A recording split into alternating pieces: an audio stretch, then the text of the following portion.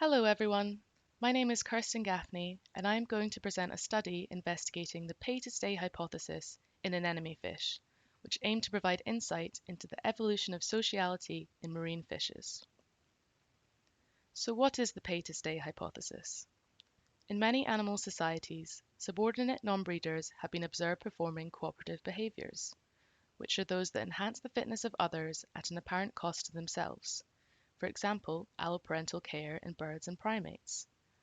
Whilst these behaviours can often be at least partly explained by high relatedness within groups and thus kin selection benefits, another explanation is outlined by the pay-to-stay hypothesis, which proposes that non-breeders behave cooperatively in order to be tolerated by dominants in their territory, and accordingly, non-breeders should be punished if they are not cooperating sufficiently.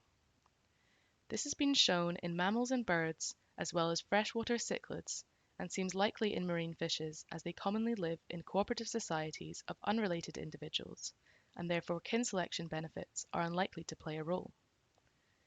So how might subordinate anemonefish pay to stay?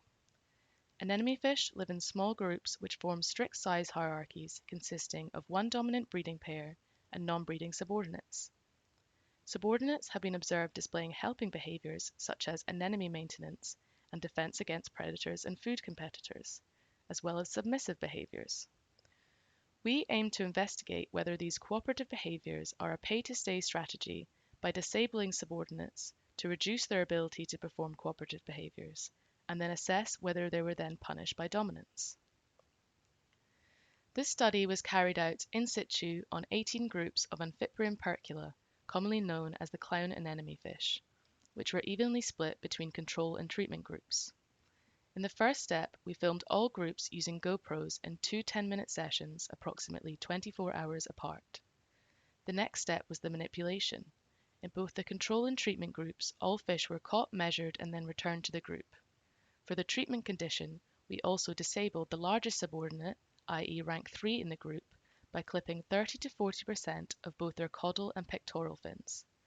This procedure was developed by Barbash and colleagues to reduce egg fanning in males, and fins were found to grow back normally after about 3 weeks.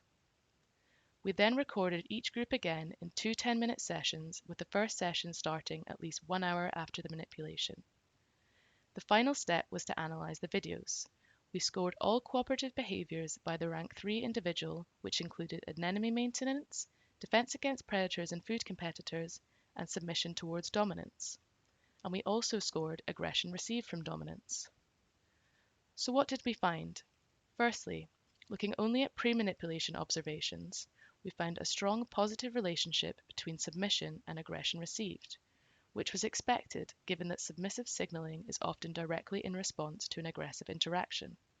One of our next steps is to explore how different types of submissive signals relate to aggression.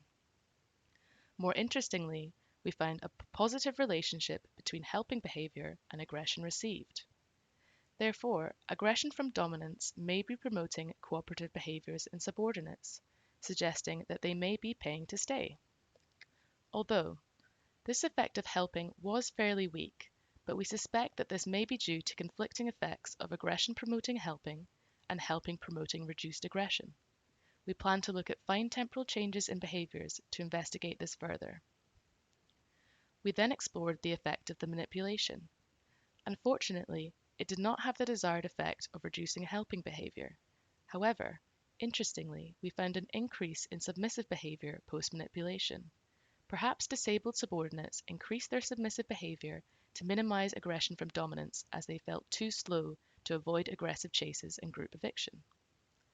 On further exploration, we found that this effect was actually only significant for submission towards rank 2, the dominant male, which suggests that it is more important to appease the male than the female, so perhaps the males are more likely to evict subordinates. To summarise, we have found some evidence suggesting that subordinates are paying to stay in anemonefish societies, and we plan to investigate this further. If you have any questions or feedback, please get in touch. Finally, I would really like to thank my collaborators, Teresa Rueger and Lucia García, as well as our hosts at Mahoney and Nadari, our boat driver Ricky, and all of the funding bodies for this project. Thank you for listening.